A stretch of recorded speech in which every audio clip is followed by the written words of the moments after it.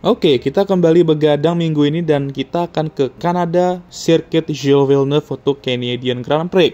Salah satu track ikonik dan bisa dibilang salah satu track favorit gue juga. Circuit dan Canadian Grand Prix ini tentunya pastinya ya memiliki beberapa fakta yang bisa kita bahas. Jadi tanpa basa-basi, langsung aja kita mulai.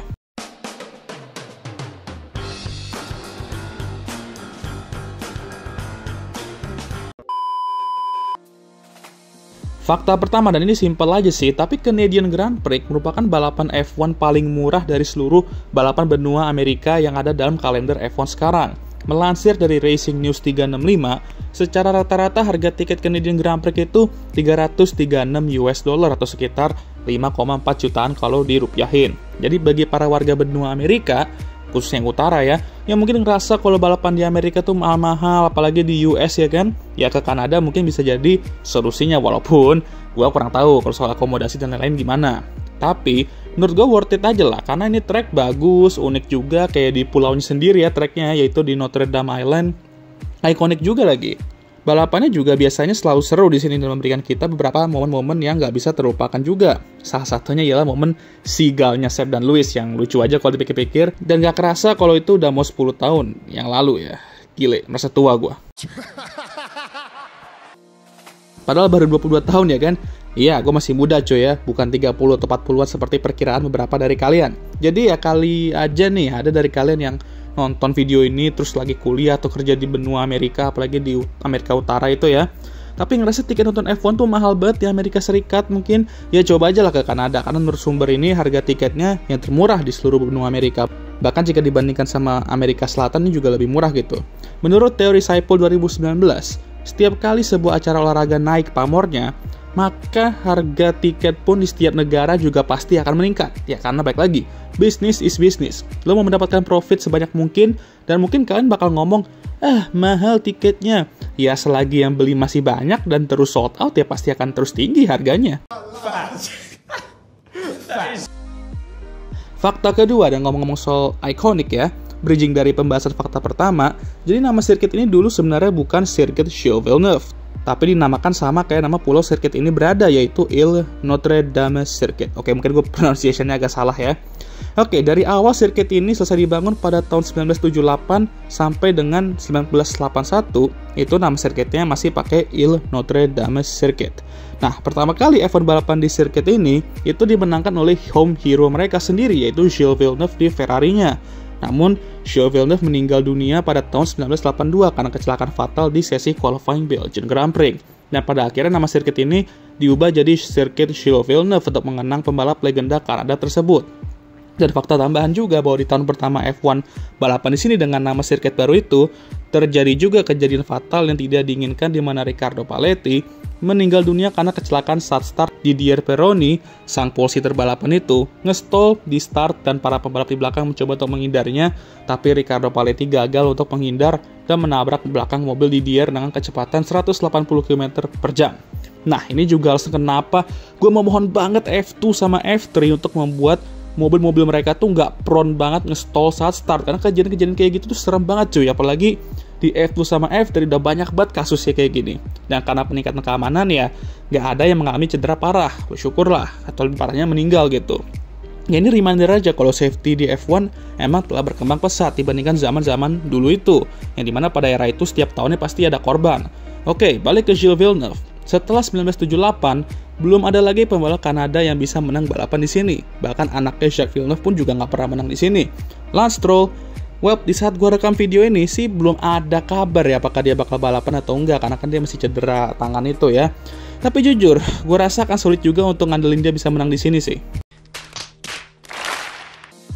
Ya GWS aja lah untuk Lance Stroll dan semoga bisa kembali balapan. Fakta ketiga, Canadian Grand Prix kan gue tadi ada bilang memberikan kita balapan-balapan yang seru dan momen-momen gak terlupakan.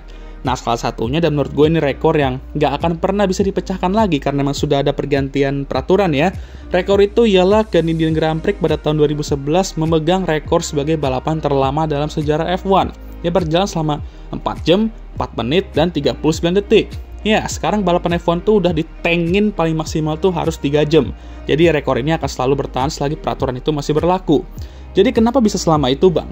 Ya kombinasi dari safety car, cuaca yang gak nentu, dan sempat badai juga yang mengakibatkan red flag. Dan lama juga tuh red flagnya. Tapi walaupun begitu, balapan ini dicap sebagai salah satu balapan terbaik dalam sejarah F1 karena sedramatis itu. Dari Jenson Button yang balapannya berantakan banget sampai 5 atau 6 kali pit stop saat itu gue lupa. Dan pada akhirnya dia bisa menang di akhir-akhir ketika Seb ngebotol di last lap. Balapan 5 star banget lah kata gue. Tapi yang menarik nih ya, gue pernah lihat komen siapa gitu, gue lupa di video mana, gue lupa. Dia ngebahas kalau dia tuh lagi nonton balapan ini sama temen ceweknya mungkin ya. Nah sepanjang red flag itu, saking bosennya nunggu, mereka tuh kayak bicara banyak hal lah sampai di titik dimana mereka tuh bercinta saat menunggu balapannya di restart. Edan cuy. Edan eta teh. Edun. Lupa gue asli, kalau gue masih inget di video mana komennya pasti gue SS cuy. Dan share ke sini pastinya. Tapi gokil dah, ternyata nggak hanya track ini memberikan kita berbagai macam hiburan dengan aksi-aksinya, tapi memberikan orang kenangan juga, yaitu kenangan cinta ya. Fakta keempat, jadi beberapa track dan event itu dibatalkan pada tahun 2020 karena pandemi, dan Canadian Grand Prix merupakan salah satunya. Mereka nggak nge-host balapan F1 di tahun 2020 dan 2021. Namun sebelumnya, Canadian Grand Prix di sirkuit ini pernah hiatus atau gap year selama setahun di 2009. Dan fun fact juga, kalau di tahun 2007 kan balapan US Grand Prix di Indianapolis itu juga dihapus. Sehingga membuat musim 2009 merupakan musim pertama F1 di mana nggak ada balapan benua Amerika Utara sejak 1958. Ya, sangat aneh ngedengernya ya kan? Nggak ada balapan di benua Amerika Utara. Kalau kita dengar sekarang ya aneh lah pasti ya kan. Mengingat balapan di US sudah ada 3 biji, ditambahkan ada 1, jadi ada 4 lah totalnya di benua Amerika Utara. Alasannya saat itu nggak diketahui banget, tapi kemungkinan besar karena finansial. Apalagi di 2009, saat itu kan juga dunia lagi krisis finansial, jadi ya bisa jadi itu alasan terbesarnya. Namun di 2010 mereka balik lagi dan tanda tangan kontrak sampai 2014 dan masih bertahan sampai sekarang, dan semoga aja mereka bisa terus bertahan. Karena ini track emang masih sangat layak untuk dipertahankan. Dan ngomong soal 2020, itu kayaknya menjadi tahun pertama dalam sejarah F1 ya, dimana nggak ada balapan di benua Amerika manapun, satupun nggak ada gitu. Ya, COVID emang membuat dunia F1 menjadi cukup aneh ya. Adalah plus minusnya emang, cuman ya kalau diingat lagi ya, gue nggak tahu kenapa, lumayan kangen juga sih. We don't care. We don't care. Fakta kelima dan terakhir. Jadi track ini memiliki beberapa section yang ikonik seperti Senna S dan juga hairpin curve itu. Namun yang menurut gue paling ikonik ialah Wall of Champions yang terletak di chicane terakhir track ini. Jadi ini kenapa dinamakan Walls of Champions atau tembok para juara? Jadi pada tahun 1999, di race ini terdapat 3 juara dunia F1 saat itu yang menghantam tembok itu, yaitu Jacques Villeneuve, sang tuan rumahnya Jordan di 1997, Damon Hill yang Jordan di 1996, dan Michael Schumacher yang saat itu menaklukkan Jordan 1994 dan 1995. Bayangin, 3 Jordan nubruk di tembok yang sama, di weekend yang sama, di race yang sama ya kan? Makanya itulah alasan kenapa section ini dinamakan Walls of Champion. Setelah itu ya terdapat beberapa Jordan F1 juga yang pernah nabrak tembok ini seperti Seb di 2011 dan Jenson di 2005. Ya walaupun saat itu Jenson belum jadi Jordan tapi kan calon ya. Nah banyak yang bilang kalau misal ada pembalap yang nubruk tembok itu dia bakal jadi Jordan di masa depan, dan menurut gua itu karena buktinya yang jadi Jordan di masa yang akan mendatangnya ya cuma Jenson Button ya.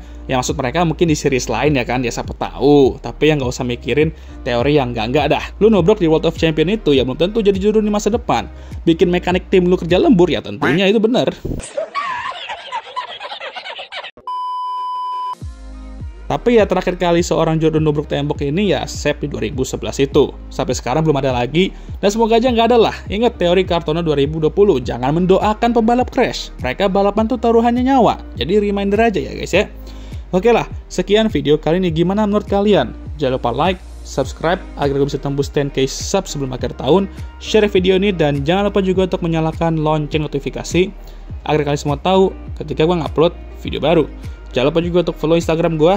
Oke, udah capek gue. Seperti biasa videonya akan ditutup oleh I'm Emma Watson. Thank you for watching.